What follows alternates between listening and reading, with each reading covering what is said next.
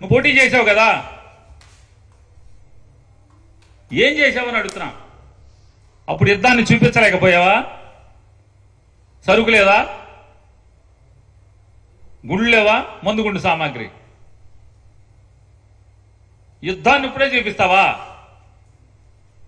ఇప్పుడంటే పొడి చేస్తాడంట, యుద్ధాన్ని చూపిస్తాడంట.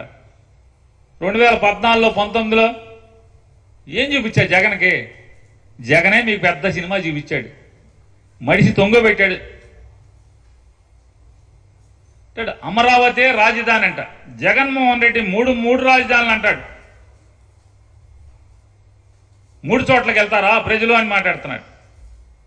మరి ఇంత పోటుగాడివైతే పవన్ కళ్యాణ్ గారు, నువ్వు 2019లో ఏమని మాట్లాడావు? అమరావతి అందరి రాజధాని కాదు, అది కొందరి రాజధాని, కేవలం ఒక కులానికి మాత్రమే రాజధాని. అది మిగతా రాష్ట్రంలోని మిగతా జిల్లాల్లో ఉన్నటువంటి పేద మధ్యతరగతి వర్గాలు అక్కడ ఇల్లు కట్టుకోవాలంటే వారి ఉండటానికి చోటేది అని అన్నావు కదా.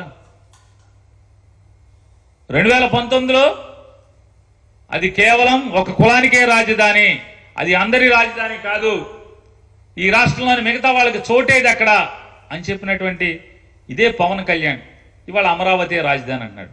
ఆ రోజుకి ఈ రోజుకి ఏం జరిగింది? మార్పు ఏం జరిగింది? చంద్రబాబుకి నీకు మధ్య ఏం జరిగింది? లాలూచి చెప్పాలి కదా. చెప్పకుండా నేను ఎవరికేమీ చెప్పను, మీరు నన్ను అడిగితే బయటికి పోండి. పోతారు, పోయి నువ్వు వెళ్ళమనక్కర్లా, జనం వెళ్ళమనకుండానే పోతారు. ఏంటంటే ఆయన్ని 24 సీట్లేనా, 24 సీట్లేనా, ఆఫ్టర్ ఆల్ 24 సీట్లేనా అని అంటున్నారంటే ఎవడంటాడు? ఎవడికేం పని? జగన్మోహన్ రెడ్డి గారికి ఏం పని? వైఎస్ఆర్ కాంగ్రెస్ పార్టీకి నువ్వు 24 కాబట్టి 4 తీసుకో, 2 తీసుకో, 0 తీసుకో. 2014లో 0 సీట్లు కదా, ఏం తీసుకోలేదు కదా. మరి ఎవడు ఏమన్నావు? ఆ రోజు మాకేమవసరం, నువ్వు సీట్లు తీసుకోలేదని మాట్లాడామా? తీసుకుంటే ఏంటి, తీసుకోకపోతే ఏంటి? ఎవడికి బాధ? నువ్వు సీట్లు తీసుకోకపోతే ఎవడికి బాధ? ఒక విరివాడ రామచంద్రరావుకి బాధ, ఒక దుర్గేష్కి బాధ, లేదా ఆశ పెట్టుకున్నటువంటి జగ్గంపేటలో కుర్రాడు ఎవడో గుళ్ళో పడుకున్నాడు ఇవాళ కూడా. ఆయన పేరేంటి సార్? ఏంటి సార్? సూర్యచంద్ర అంట. ఆ సూర్యచంద్ర లబో దిబ్బమని ఏడుస్తున్నాడు, అతనికి బాధ. లేదా మీరు హాస్పిటల్లో నిరాహార దీక్ష చేస్తుంటే ఫోన్ చేసి నా మాటను నేను ముఖ్యమంత్రి అవుతాను, నేను ముఖ్యమంత్రిగా పోటీ చేస్తాను, నువ్వు నిమ్మరసం తీసుకోమని ఏలూరు హాస్పిటల్కి ఫోన్ చేసినటువంటి హరిరామ్ జోగి గారికి బాధ. లేదా మీ పార్టీ మనుషులందరినీ కూడా పంపించి జోలపాట పాడి ముద్రగడ పద్మనాభం గారింటికి అయోధ్య వెళ్ళాక వస్తాను, కాశీ వెళ్ళాక మీ ఇంటికి వస్తాను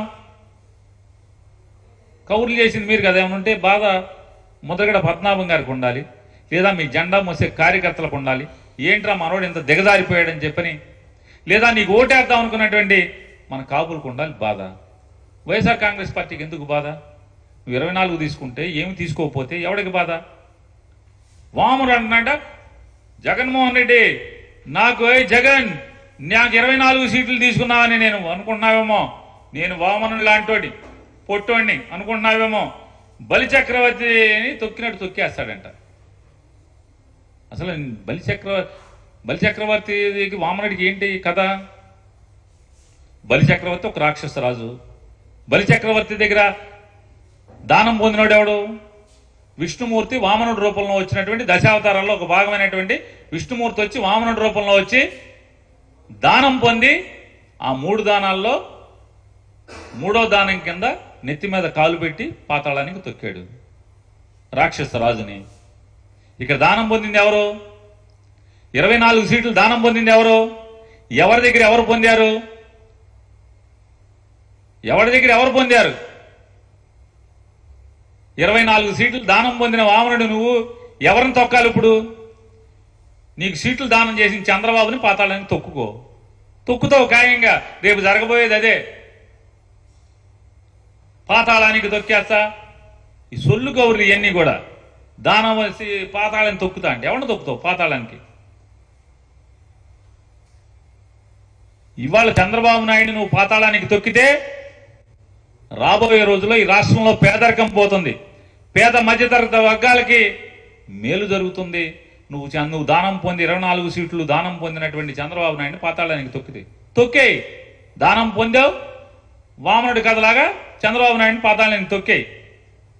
సాధారణంగా ఎవడన్నా పొగట్టాకి పక్కనే ఉన్న పెట్టుకుంటాడు, లేదా ఇద్దరు కలిసి ఉన్నారు కాబట్టి పవన్ కళ్యాణ్ని చంద్రబాబు పొగడాలి, చంద్రబాబుని పవన్ కళ్యాణ్ పొగడాలి.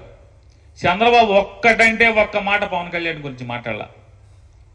ఒక్క మాట కూడా పవన్ కళ్యాణ్ ఈరుడు సూర్యుడు, నేను జైల్లోకి వెళ్తే నా పార్టీని బతికిచ్చాడు, నా చచ్చిపోయిన పార్టీని మొత్తం కకాయకమైనటువంటి మొత్తం నేను తినేసిన డబ్బులకి దొరికిపోయి జైల్లోకి వెళ్తే, రాజమండ్రి జైల్లోకి వెళ్తే అసలు మా కొడుకేమో ఢిల్లీ పారిపోయాడు, మా కార్యకర్తలు ఎవరింటో కాడి వెళ్ళిపోయారు, పవన్ కళ్యాణ్ వచ్చి మా పార్టీని బతికిచ్చాడు, లేదా మా పార్టీ అసలు మామూలు పోటీ చేయటానికి కూడా కనీసం ఈ 94 సీట్లు డిక్లేర్ చేయడానికి కూడా మనుషులు ఉండేవాళ్ళు కాదని చెప్పని ఒక మాట చెప్పాడా? చెప్ప